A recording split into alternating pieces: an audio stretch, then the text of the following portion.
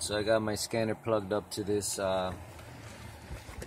Cadillac here, so I can show you the codes that I got. Got a total of 8 codes on here. Insufficient coolant temperature, which is a sensor I'm going to install today, and the secondary air injection system keeps coming up, so I'm going to have to replace that air pump.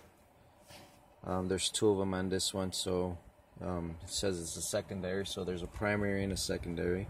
This oil level, engine oil level switch circuit is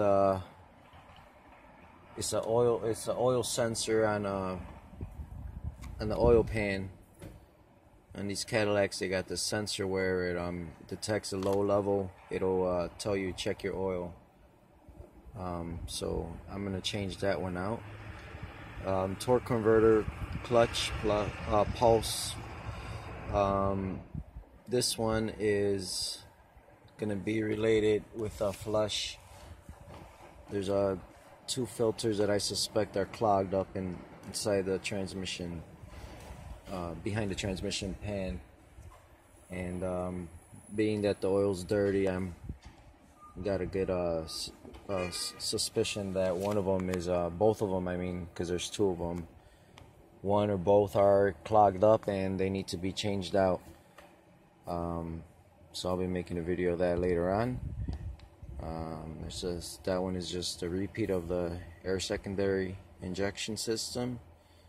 That's another repeat of the first one with the the cooling temp sensor that I'm going to install, and that's another one. The last 2 are the same thing. So what I do is I go fix what needs to be fixed, and whatever, then I clear the codes out and drive the car about 50 miles, make sure that it registers with the ECU and it relearns everything, so you can check that off the list. So sometimes when you drive the car for a long time with the check engine light, you can damage other sensors, throw things off, and it takes a while to sort it all out. But this is a process of not taking care of something right away. So when you get a used car, this is what you gotta look for. So since they taped up that check engine light, I'm gonna take that tape out, so when that light comes back, if it comes back, I know when and how long, how many miles I put on there before it came back, if it came back immediately, or jumping only on the highway, or just forcing the engine a little bit. Last week I got a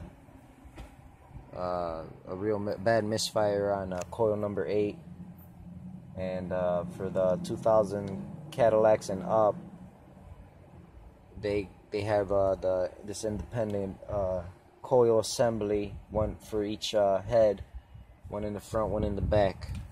2000 and down, they had the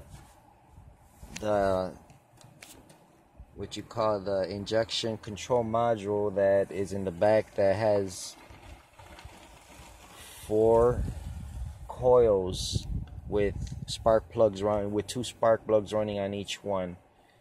So which is a lot easier to replace when you only replace 2 coils at a time, versus all 4 on one head of the 2000s and up. So last week I replaced the coil head for the front of the engine, and the car's running smooth again.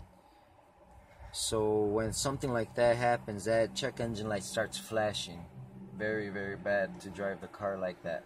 But this is what I'm gonna show you. I'm gonna bring you guys along for the process and show you why this is more of an issue with putting extra miles on the car with the check engine light on. So okay, stay tuned. I'm gonna update this information in just a second.